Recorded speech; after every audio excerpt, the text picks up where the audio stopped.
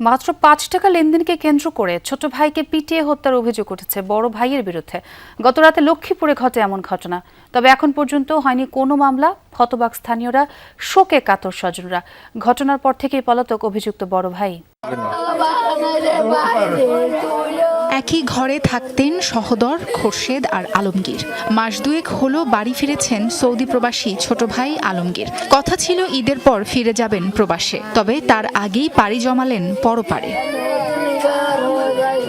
স্বজনরা জানান, কৃষিকাজ করে সংসার চালান বড় ভাই খোরশেদ। প্রতি মাসেই বিদ্যুৎ বিলের টাকা সমান ভাগে ভাগ করে দিতেন দুই ভাই। এই মাসে ৫ টাকা বেশি কে দেবে তাই নিয়ে বাধে দ্বন্দ্ব। শনিবার রাতে লক্ষ্মীপুরের রামগঞ্জ উপজেলার বদরপুর এলাকায় এই ঘটনা ঘটে। স্বামীরা বিদ্যুৎ বিলের ৫ টাকা কেন্দ্র করে খোরশেদ মিয়া মেরেছে। কেন মেরেছে?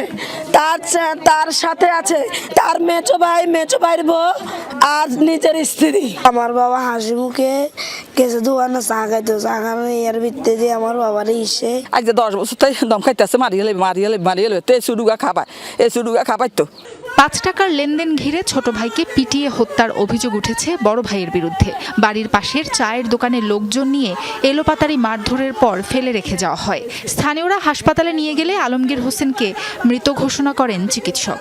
৫ টাকার জন্য উনি আমার বাগিনা, ছোট বাগিনারে বড় বাগিনা ফিটি মারিয়ে লেছে দোকানের সামনে। এদিকে কোনো পরিচয় করে না, আমি আমার এ ভাইয়ের লাগি এ দুনুগার হাসি চাই।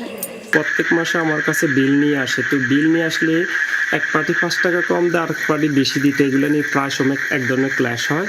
ঘটনার পর থেকেই পলাতক বড় ভাই খোরশেদ ও তার সহযোগীরা। জড়িতদের গ্রেফতারের চেষ্টা চলছে বলে জানায় পুলিশ। দুই ভাইয়ের বিদ্যুৎ বিল নিয়ে সমস্যা ছিল এবং ৫ টাকার একটা প্রবলেম, এটা নিয়ে দুই ভাইয়ের কথা কাটাতে একটু হাতাহাতির মতো হয়েছে। এরপরে দোকানের মধ্যে দুই ভাইকে সরিয়ে দেওয়া হয়। সরিয়ে দেওয়ার পরে কিছুক্ষণ পরে ছোট ভাই একটু অসুস্থ হয়ে পড়ে। পরবর্তী হাসপাতালে নিয়ে আসলে তাকে ডাক্তার মৃত ঘোষণা করে। মরদেহ ময়নাতদন্তের পর পরিবারের কাছে হস্তান্তর করেছে পুলিশ। সাবরিনা লিজা, যমুনা নিউজ।